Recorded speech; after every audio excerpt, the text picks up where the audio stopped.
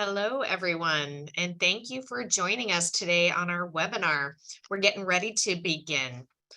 I'm Shannon Kuhnberger. I am a doctoral student with Indiana School of Nursing, and I am partnering with Sigma Theta Tau for my doctorate program.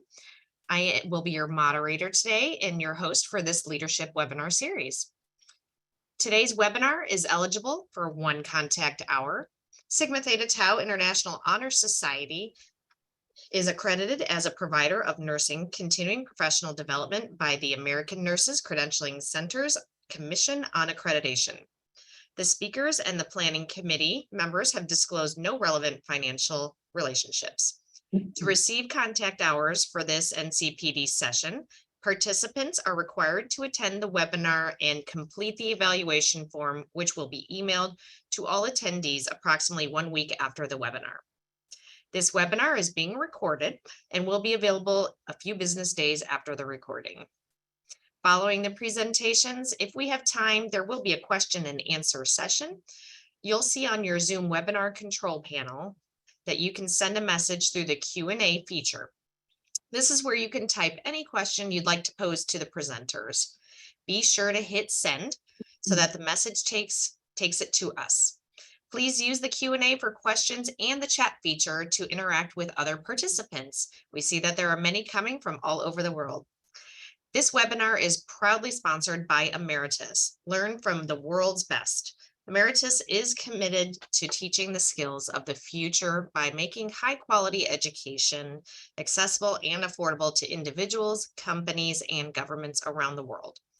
In collaboration with two leading healthcare institutions, University of California, Irvine and Emory University, Emeritus is excited to announce enrollment is open for their new programs, the Chief Nursing Officer Program and the Chief Medical Officer Program. Please view this brief video from our sponsor.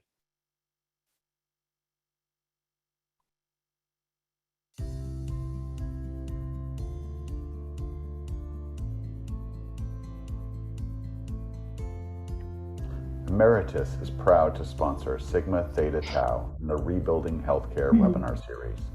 Emeritus is committed to teaching the skills of the future by making high-quality education accessible and affordable to individuals, companies, and governments around the world. By collaborating with more than 50 top-tier institutions to offer short courses, degree programs, professional certificates, and senior executive programs, we have helped more than 250,000 individuals across 80 countries learn new skills and transform their lives, companies, and communities. This fall, we are launching executive leadership cohorts in the University of California, Irvine Chief Nursing Officer and Emory University Chief Medical Officer programs. Learn more at emeritus.org/healthcare.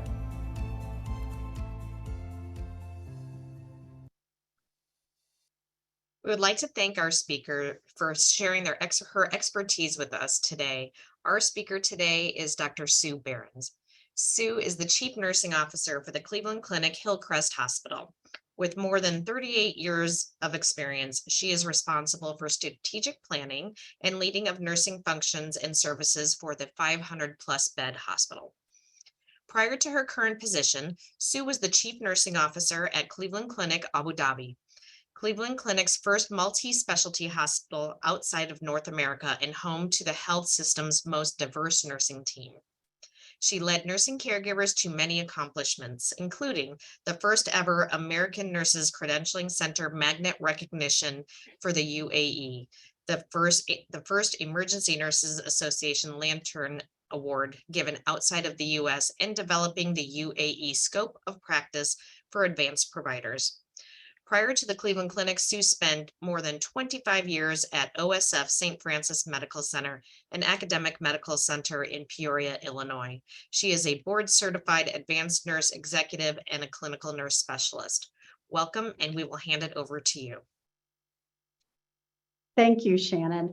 And good afternoon from Cleveland, Ohio. I saw some of you, I saw Mexico on here, so I'm not sure if it's evening time, afternoon, or morning, but welcome. I first just want to kind of thank Sigma Theta Tau International for this opportunity. Also, Linda Anders, who's with Sigma Theta Tau International, for her assistance and then Shannon Kuhnberger, who is a peer CNO with me, for thanking me for this presentation. So we'll go ahead and get started here. Our learning outcomes. So today we want to look at increasing your personal knowledge gaining by identifying at least 3 essential key fundamentals that can help foster and build trust as a leader or as a team member. Incorporate with an intent to have a positive change of practice with at least 25% of the time by applying wellness activities for your team. Increase personal knowledge gain by correctly identifying 3 activities that demonstrate trust, effectiveness, and relationships, and to develop awareness and an intent to translate into practice at least 25% of the time by applying learned trust building strategies with both organization and our individual team members. So I'm going to start off just a little bit about me. Shannon gave you a little bit of an introduction, but I always kind of operate in 3s. So when I look at what is important to me and what matters most, and this is the question I always ask every day, whether it's of myself or the team that I'm working with, or even the frontline caregivers. For me, for leadership, it's about integrity, it's about teamwork, and it's about compassion. This photo here, instead of giving a headshot of me because it is about teamwork, this is a photo of my core team. And what we do is about every 1 to 2 months, we work with the Cleveland Food Bank serving those in needs. And this picture is of us at a distribution slot where we load boxes of food, whether it is meat, fresh produce, canned goods, into cars of those that are needed. But then to get a little bit more about me, this is just a collage of my family, and it's what matters most for me as far as work-life balance. And it's the life balance part. We're going to be talking about work-life balance. This is a collage of my husband, my daughter, and my son, and my daughter-in-law, and the grandkids. And then the 3 in the middle are our cats. When I went over to Abu Dhabi, we went over with 1, and I came back with 3. So, you know, it's just a collage of my life. And up in the left-hand corner there is kind of one of the things that I learned to love. And that is my passion for shopping for carpets through various countries that I've got to visit. So I'm going to start off talking about the Gallup poll rating. First, I want to really kind of look at how nursing is viewed as a profession. Gallup is the American analytics and advisory company known for its public opinion polls that are conducted worldwide. This Gallup poll rating was done in 22 of February. It ranks the top 5 professions as nursing is number 1, followed by physicians, followed by grade school teachers, pharmacists, and then military officers. Of interest, there was a boost with nurses, physicians, and pharmacists during the first year of the pandemic in 2020, but Gallup found that those went back to what they normally see in 2021, which is the ones that I just mentioned to you. So what we do know that is nursing is still viewed by the public as a trusted profession. And it is number 1 in the UK, and other countries really kind of depend upon that particular country, but nursing is always mentioned. Ann Kurth is the dean of Yale School of Nursing, and she comments that the public recognizes nurses as the most trusted profession because of the care we take to provide the best support possible to our patients, their families, and each other. In looking at trust, there is a neuroscience behind the trust. Data by Gallup also shows that high engagement consistently leads to positive outcomes for both individuals and organizations. So high engagement equals strong connection with one's work and colleagues, contributing to the purpose, chances to learn, and working on a team. The end result of this is high productivity, energy, better quality, collaboration, retention, decreased stress, happier coworkers that are happier with their lives, and stronger performance. And looking at, Gallup looked at and compared low trust companies to high trust companies. You will see the results here. 74% felt less stress. 106 had more energy at work, with a 50% higher productivity, 13% less sick days, 76% more engagement, 29% more satisfaction with their lives overall, and 40% less burnout. So how and why do we trust people? It's kind of interesting because humans naturally incline to trust each other, but sometimes we don't. There's different ways that we learn trust.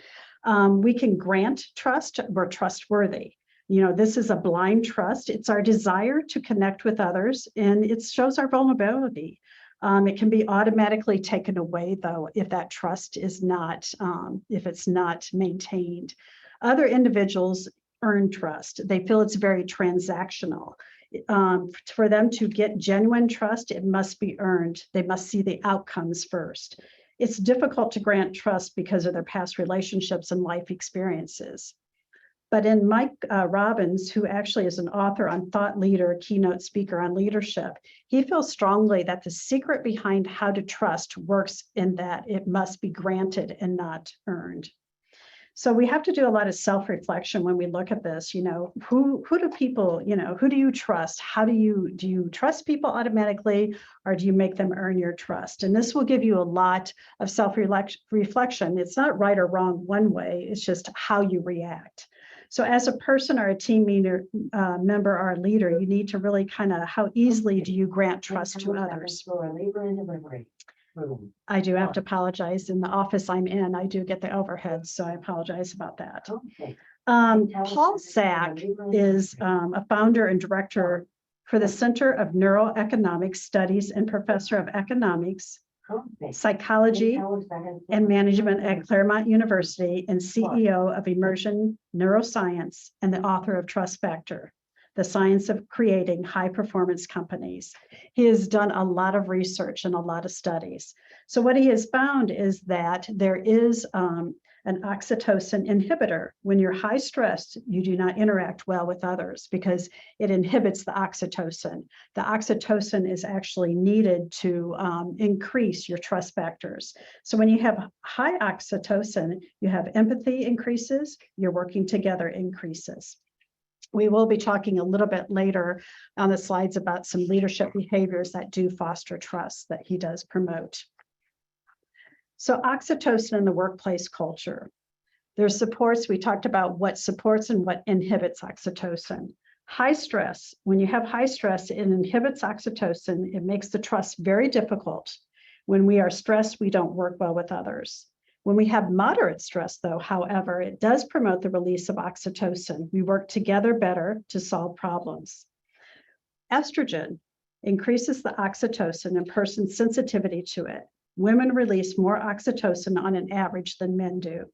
And then there's testosterone, the potent inhibitor of oxytocin. It's found 5 to 10 times more often in men. So when we look at employees of high trust organizations, productivity is 50% higher, and that is an extra half of a person's productivity when you think about it. It's 40% less burnout. This is a cost savings due to less turnover. Energy is 106% more energy at work, which is productivity boost. 70% less stress for better collaboration and more productivity. And then life satisfaction at 29% higher is more likely for the employees to stay for your retention. So why is trust and leadership important? There's a core component of employee engagement. We all know that, but there's the snowball effect. So if you show employees that you trust them, it increases their oxytocin levels and makes them potentially more trustworthy. But then employees turn around and show more trust in you as a leader, which increases your oxytocin levels, which results in you to be more trustworthy, increases your trust in employees. But there are leaders that tend to overestimate trust. And what I mean by this is leaders feel trust is better than it really is. And that's why the self-awareness and, hopefully you'll gain some insights of how to really kind of look at your team and understand if you do have that trust from your team. The bottom line, though, is trust affects staffing, retention, and engagement. There's 6 elements of trust that I want to talk about. Sincerity, which is being genuine in actions and intentions. Reliability, keeping promises and commitments. Time, honoring time commitments. Holding and meeting clear standards for performance. Competence, having the experience and skills to do what you commit to doing. And involvement, being attuned to the concerns of others and relating with compassion and presence. there's an exercise that relates to this, and it's about the people you work with and the ways that you show each other that you can be trusted. I have another slide that I'll show in a moment that kind of brings it all together. But what you need to do if you want to kind of do this experiment is choose some team members, rate those you trust, with the 6 elements above here, and some of those team members that how they would rate you. Pick some of your highly rated team members and thank and acknowledge them and talk to them about, your trust with them. But then also look at some of your caregivers that you would like to improve your trust with and invite them to a dialogue using this concept as a starting point, or having a conversation with your team, as a group about where you'd like to rate the team and where you would like to see the team go.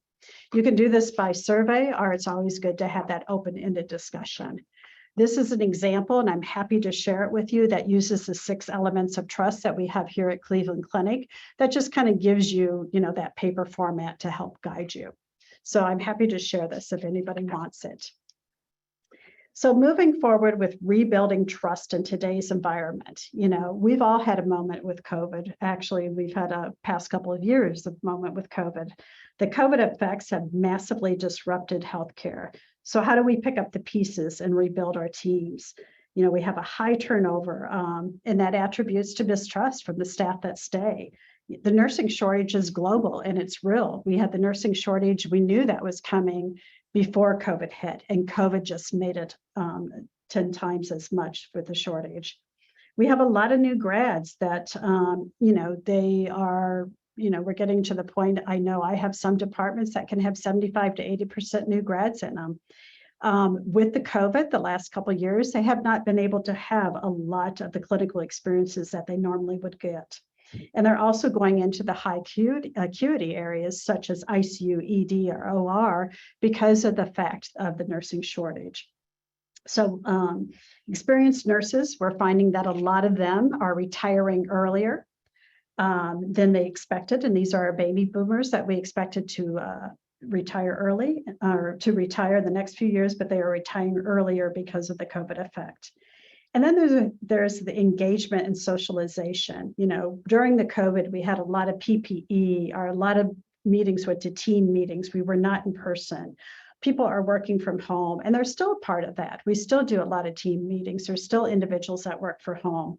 And so we've lost that socialization that we've had before. And that's why it's very important in today's environment that we focus on building relationships and trust to move forward.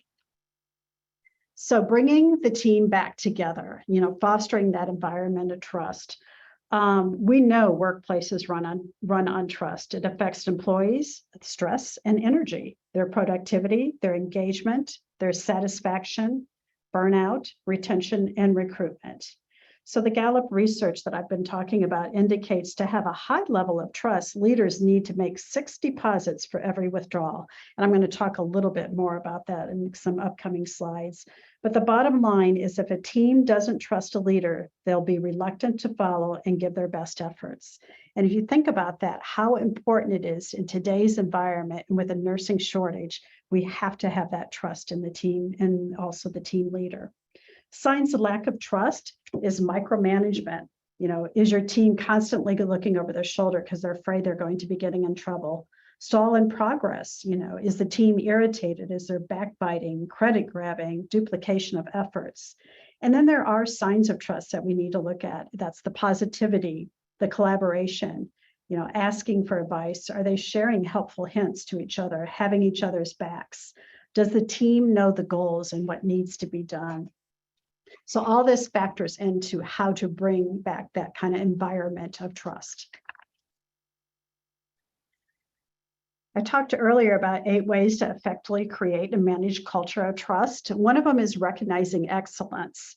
And it doesn't have to be anything major. One of the things we did is we're working on our nurse communication. It's one of our OKRs or one of the organization's overall Press Ganey that we're looking at. And the MedSurg group came up with having a contest between each of the different floors. So I don't know if you can see it very well, but the nurse that has the pink face mask on, she's actually holding a sloth, and his name is Slow Mo because they named him. They know that, increasing your Press Ganey and your different OKRs that you do, can take some time. And so we started off comparing every month's nurse communication. And this is a particular floor that won it for the month. So they get Slow Mo for the month, and they also get a certificate. But what they do with that is, I don't know if you can see very much on Slow Mo, but he has been over multiple different departments now. He's had an IV, he's had a cast, he's got a blood pressure, he's got the fall socks on. And so they're just having more fun, who is going to get him for the next. Inducing challenges and stress. When leaders assign difficult but achievable tasks, task releases neurochemicals, including the oxytocin we talked about, that intensifies people's focus and strengthens their social connections. So this Med-Surg communication contest was an example of that. Team members work together to reach their goal. Their brain activity coordinates their behaviors efficiently, and it's the power of progress. People will report their best days involving making progress toward a goal.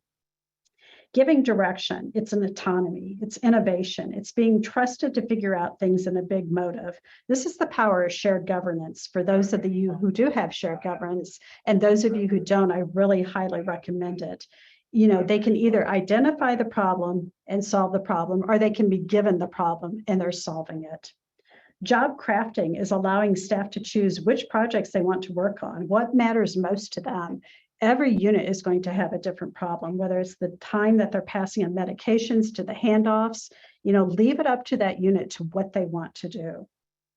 Sharing information. Only 40% of employees report they are well informed about company goals, strategies, and tactics. That's an opportunity. Uncertainty leads to stress, which inhibits the release of the oxytocin. The antidote is openness. It's daily communication with direct reports, passing on that information. So what you want to do is you want to get your particular areas over that standard of 40%. Build relationships. Move away from the message that we should focus on task at work. When people intentionally build social ties at work, their performance improves. What matters most, the team building activities, addressing low performers. People do not want to let their team members down. Personal growth focuses on the professional and personal growth with frequent, consistent feedback. Professional, are you assisting them to get to their next job or to the next level? Personal, are you assisting them to have work-life balance, the reflection of wellness? These are discussions that you should be having, with your team when you meet monthly or whenever you do meet. Are you getting them to where they want to be? How can you help? And how do you make sure that they get that work-life balance? Vulnerability. Asking for help is a sign of a secure leader, one who engages everyone to reach the goals. It builds your credibility, your cooperation with others, and stimulates that oxytocin production in others. I wanted to kind of step back to the effects of COVID here. This is a celebration of art. It was about the historic, unprecedented time we are all living through. It's celebrated through the artwork that the different ICU teams in the Cleveland Clinic Foundation had. What they accomplished during the pandemic, how they responded, who they are, and why they are proud. So there were 8 ICU teams throughout Cleveland Clinic Foundation that created their own unique collaborative works of art, giving expression in the form to the experiences of the pandemic and triumph of their teamwork. The last leaf, this is the Hillcrest one. The last leaf was the Hillcrest ICU. The tree they chose symbolizes individuality and teamwork in conquering COVID-19. The leaves, the words, the roots, and branches represent the emotional scars, positive growth, and accomplishments they achieved as a team. And if you think about that, they went, to describe their emotional scars, positive growth, and how they came out. It's hard to see in this, but even looking at the bark, there's words and there's messages that they wrote. Foundation of trust. So the foundation of trust, it's the teams trust their leaders. They want them to be visible. They want them to be authentic. walk the talk and use your words. We're going to talk about that, but it is a mutual trust. I want to stop for a second though and just talk about this word cloud. If you have not done word cloud before, it's an effective way to get input and to share it and to use it. The words that I have from this, it's two hands coming together to form the trust, were all taken from questions that I asked some of my peers that I'll be talking about. But I've had different departments use it and get words out of the department of what it means to them, like to be an ICU nurse or what it means to be a med-surg nurse. And then they make the word cloud and they put it on all their emails as an example. Neuroscience does show us recognition has the largest effect on trust when it occurs immediately or when the goal has been met. When it comes from peers, when it's tangible, when it's unexpected, personal, and public is the best effect that you can have. So we have what we call at Cleveland Clinic caregiver celebrations. Anybody can write them and it's an electronic form. I've seen it in other organizations electronically too. Handwritten notes are very good. We celebrate the DAISY Award for those of you who have DAISY at your hospitals. You know, we do it at the unit level with everybody involved so that they're getting recognition by their peers. Encouraging, whether it's PRISM, you know, the Med-Surg Awards for, you know, the Academy by the Med-Surg Nurses, or whether it's the ENA, the Lantern Award for Leadership, Patient Outcomes, or Healthy Work Environment, you know, encouraging your departments to go after those different awards. Recognition in hospital newsletters, huddles, meetings, staff meetings with celebrations are good catch. Putting, you know, as a leader, putting out about your staff on LinkedIn and other social media is extremely effective.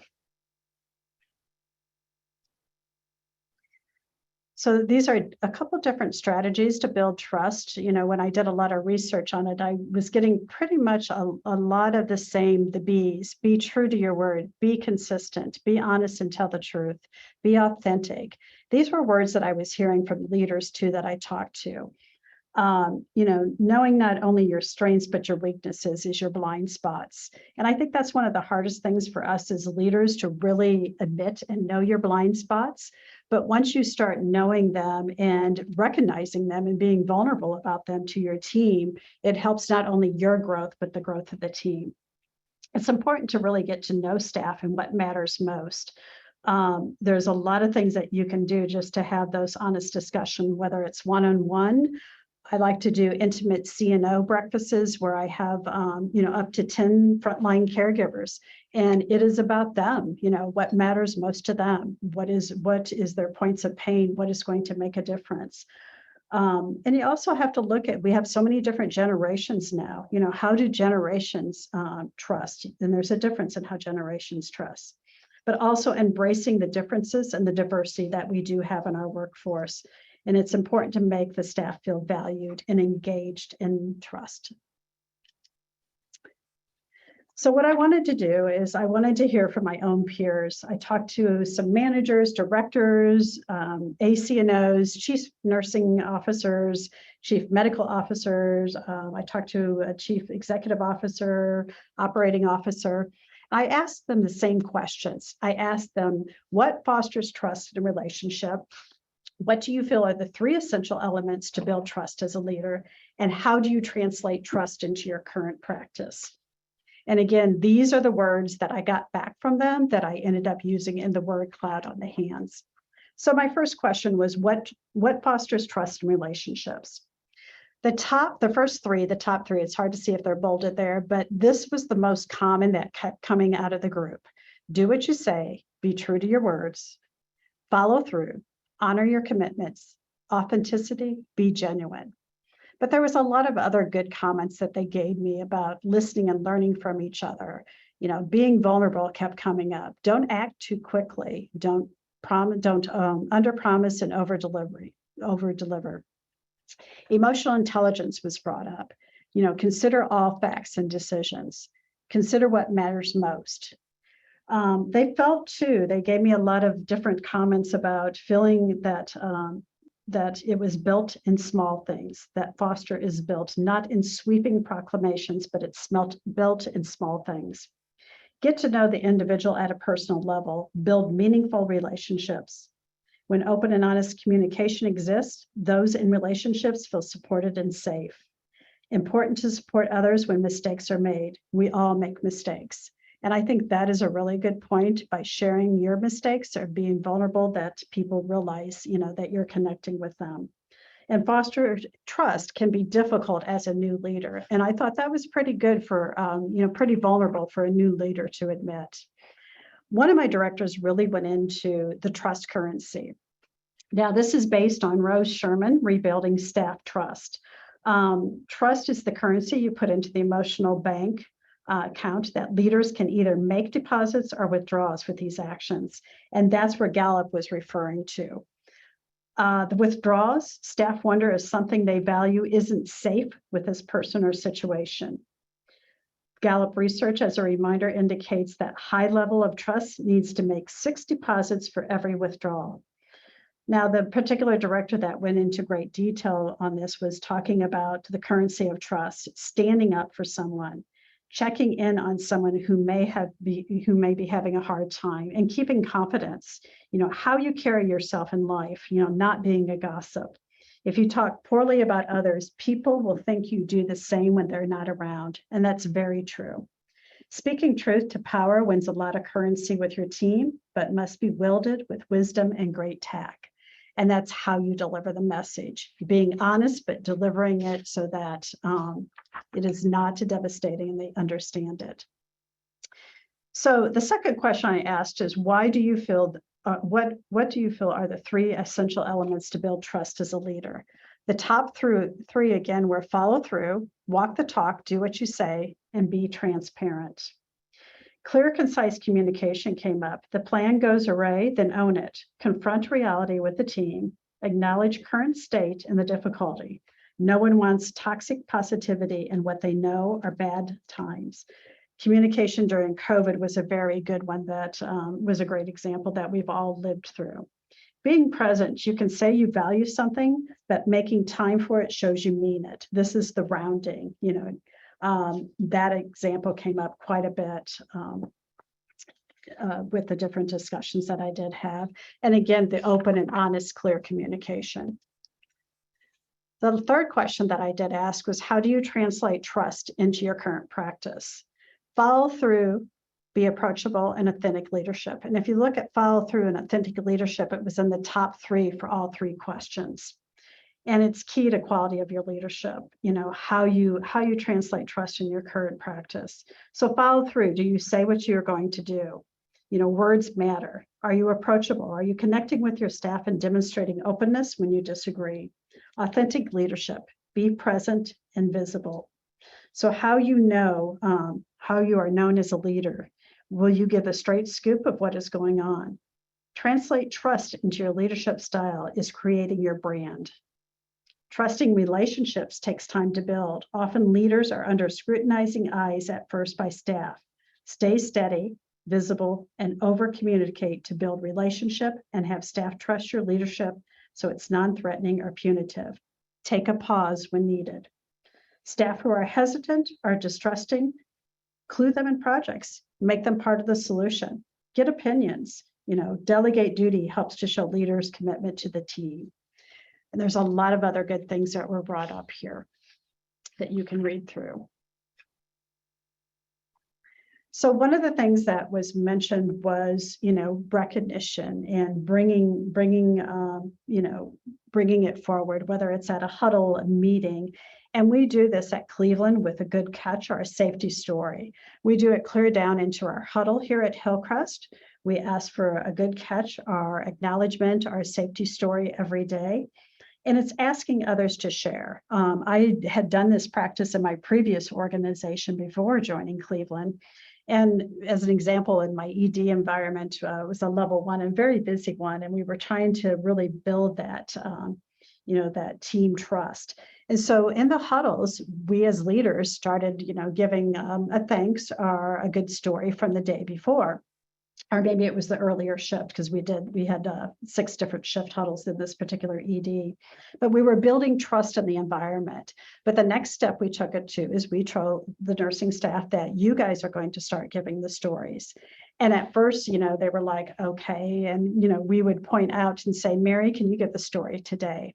It built the trust so much. By the end of the first month, we had nurses coming in saying at the very beginning of the huddle before we started, I'm going to give the story today. I want to give it. And sometimes it would be kind of a contest. So it really does build that trust when you get them to start realizing what is going well and acknowledging it. So we need to talk about how wellness affects trust, especially in today's, environment. It really reinforces what we've been talking about. And the key is psychological safety and mental health well-being. Two different articles, and I've got them in my references. The one is The Wellness Trust Factor by Joyce Addison. And she talks about trust with peers, the team, the leadership, the organization. And it's about the high performance and that psychological safety and what low trust does to decrease confidence and promotes fear amongst the staff. The other one is Trust and Wellness. It's The Connection by Emily Reibling. It's the trust critical in relationships. It's an addition to trust boost mental health and increases energy at work. Both very good articles. But they all end up with talking about the different types of wellness. We have spiritual wellness, we have emotional wellness, we have physical and social wellness. One of the things as leaders is we need to add the wellness activities into our leadership toolbox. Mental health of our caregivers needs to be a top priority, especially with the stresses of our current work environment with the short staff. People need to feel psychologically safe. Some examples of wellness activities, you may call it something different. We have a code lavender here where, there's a situation, a stressful situation, whether it's on one of the floors or one of the units. And we have a code lavender team that goes up and just, it includes our spiritual well-being individuals. It includes our ombudsmans. It includes everybody. And they go up. And what they're trying to do is diffuse the situation with the staff, give them that support, give them that encouragement, including tea, all kinds of things that they do during the Code Lavender. We are putting lavender rooms on every floor. And this is just a isolated room where the nurses can go and they can have that moment, that 5 to 10 minutes to decompress. It's quiet in there. They can just sit in there. And, there's inspirational readings for them in there, or they just may want to have that kind of mental health quiet. We have Tea for the Soul, where our chaplains go out and they take tea various times during the week, and usually in the afternoon or the evenings, to our caregivers and just kind of reassure them. Some of them are trained in Reiki, so they offer them Reiki just to kind of give them that emotional support. We provide yoga here at the hospital free of charge to our caregivers so that they can come down once a week and do yoga with us. And then purposeful rounding. It's where we round as directors and the CNO, and we're going out and taking the hot topic of whatever that particular month is, and we're just talking to individuals about it. We also take them healthy snacks and sometimes not healthy snacks. But it's just for, to kind of help with their mental health of the caregivers. So we really need to make it a top priority for them so that they do feel psychologically safe. We do have a shared governance that's a relationship-based care core consult. And one of the things that they just started this year was getting our farmers market up and going. This is just a photo of it on the left. Just to encourage kind of that, that healthy lifestyle. We have not only the fresh fruits and vegetables that come, but we have individuals that have made homemade jams and homemade honeys. And it just gives that moment for our caregivers. On the right is one of our A&Ms. She was in what we call the Over the Edge fundraiser for our Life Bank, which is our organ donation. So we sponsored her, and she actually won the sponsorship, and she was able to rappel down 23 floors representing Hillcrest Hospital. So sometimes it's, it can be just supporting somebody in, that activity or that sponsorship that they want to be in. So it's important to know your own leadership style. One of the current books that I have right now that I really like, and it's a very easy read, and it really makes me think and self-reflect. It's called The Five Graces of Life and Leadership by Gary Bernardson. The grace is spelled out with gratitude, resilience, aspiration, courage, and empathy. The one that I really thought was really interesting is the courage. It's not no fear, but rather to know fear and move beyond it. In today's environment, we're seeing more change than the past 10 years in healthcare. Our teams are turning to us as leaders for help, hope, direction, and decision, and that's why it matters. So it's really important that you ask the questions and you reset your relationships. Do you have trust? What is working well? What is positive? What isn't working well that you need to stop? And how do you move forward? And how do you create those relationships and partnerships? So words do drive your actions. We saw that quite a bit, and not only the research, but what individuals said when I was chatting to them, that do what you say what you do is important. Be clear communication. I want whatever it is you want. I am going to. You have a point, and we are going to. So you have to be very clear in that.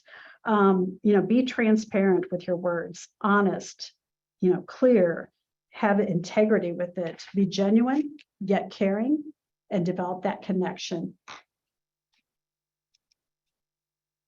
There's no magic bullet to creating trust, but it is a critical role that plays not only in our healthcare interactions, but our personal life as well. These are examples of what you can do. You can lead by example, be a mentor. Your own self-awareness, however, is key. Like we talked about earlier, know your blind spots, be authentic. You need to understand the why and what matters most, not only for yourself, but for others. Connect and have that common ground with your teams. And it's important to have staff have a voice. It's crucial to build trusting relationships, and you have to be ready to trust yourself if you want to have trusting relationships. These are the questions that I asked you to reflect upon. Also, it's, how would your team rate you? And these are good questions too. I asked my directors this, and they're using them on their managers too.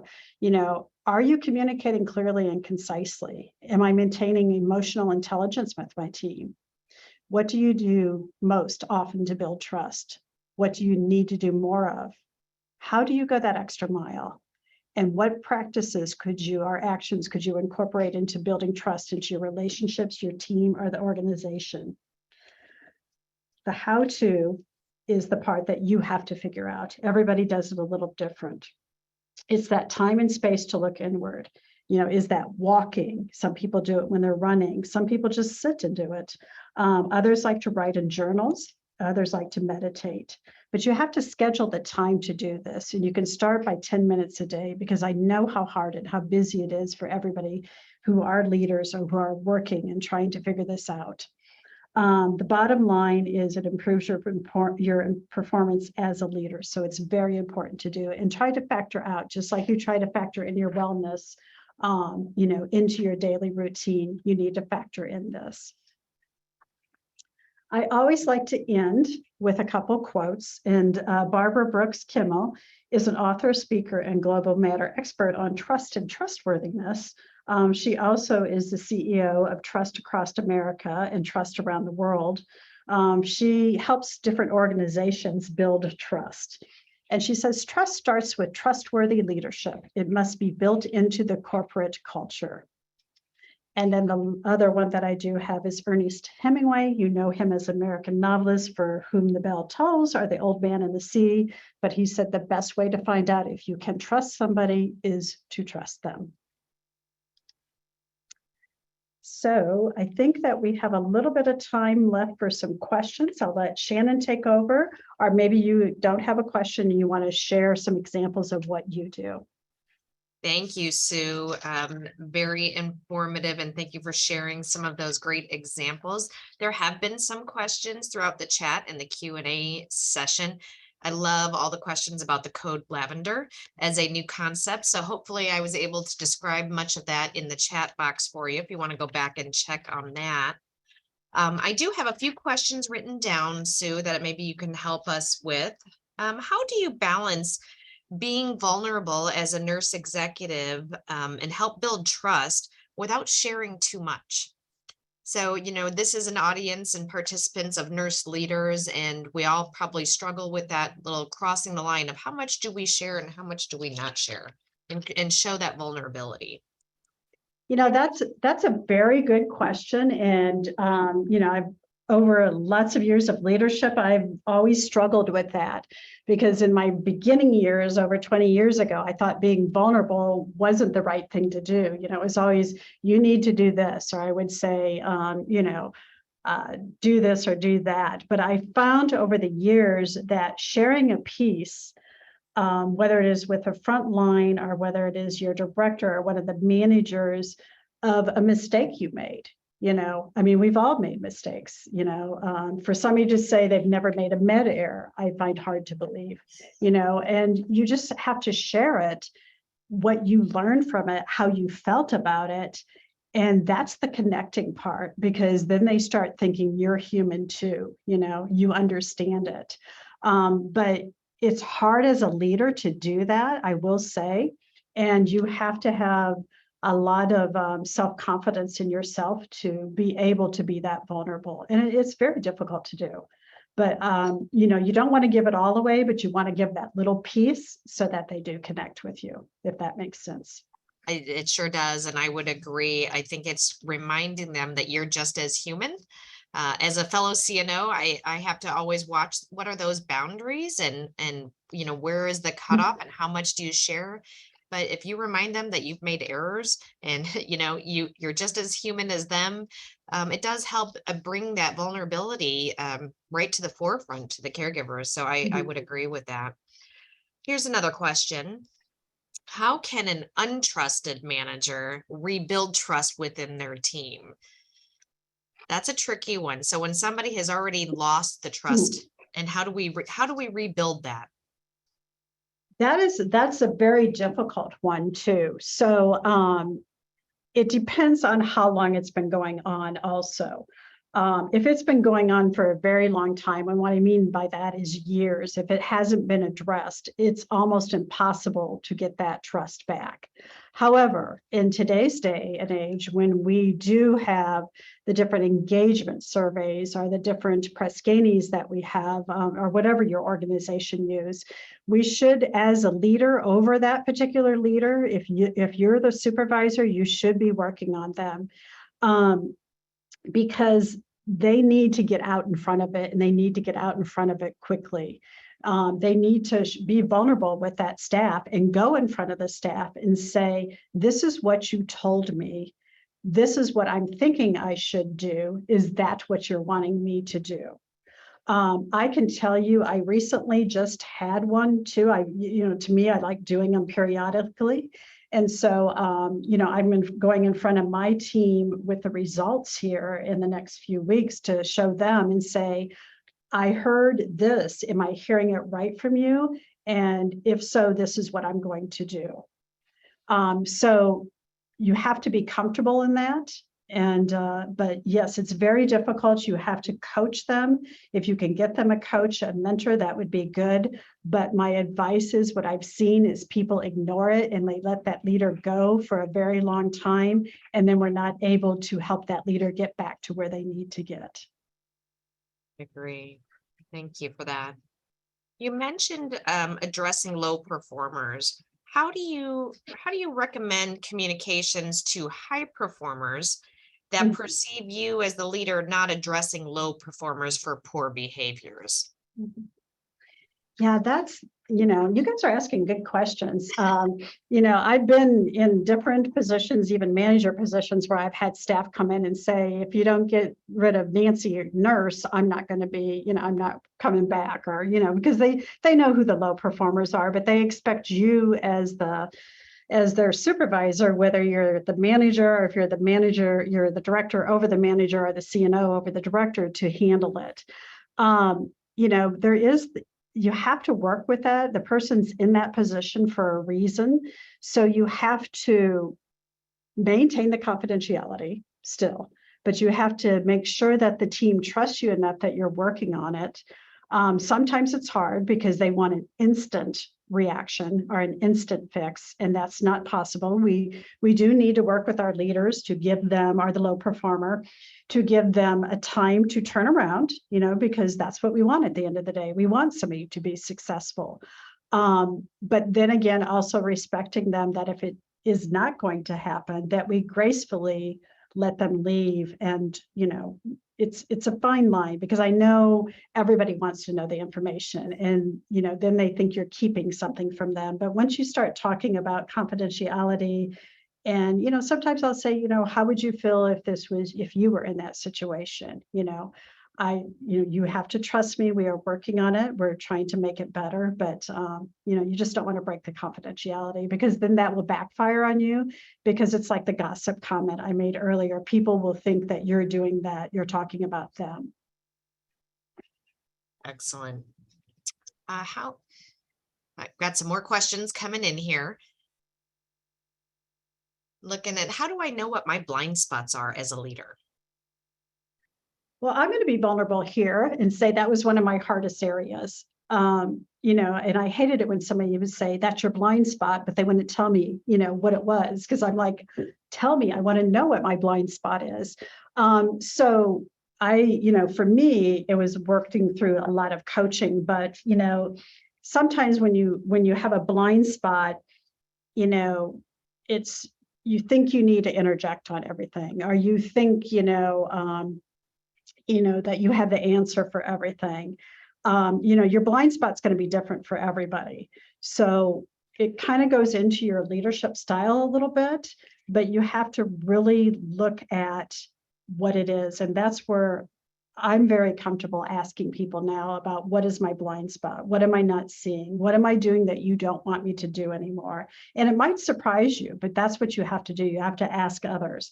And if you're not comfortable asking your team yet, I would ask your peers, and, be very open with them and say, what do you think? What do you think that I could improve better on? And that's what they talk about. What is your blind spot? Great. Thank you so much. And I love these word clouds, as you know, being one of my peers, love these word clouds. And thank you for being humble and sharing your stories. We are going to wrap things up. I just want to say that thank you so much for all of this great information. Sigma Theta Tau International is also very grateful that you took the time to share with the audience, and look forward to hearing more from you and in the future. And it's okay to share your information with the participants. If they have any additional questions, we will guide them to you. We hope you have enjoyed this webinar. As a reminder, 1 week from today, we will email you the link to the evaluation so you can obtain your continuing education professional development certificate. Be sure to check out Sigma's upcoming webinars, podcasts, and resources to support you and your colleagues at sigmanursing.org. Also, previously recorded webinars and podcasts are freely available on the Sigma repository. We have one remaining webinar in this series that will be in 2 weeks, called Rebuilding Healthcare. Be sure to check it out. And thank you so much for joining today. We hope you have a wonderful day.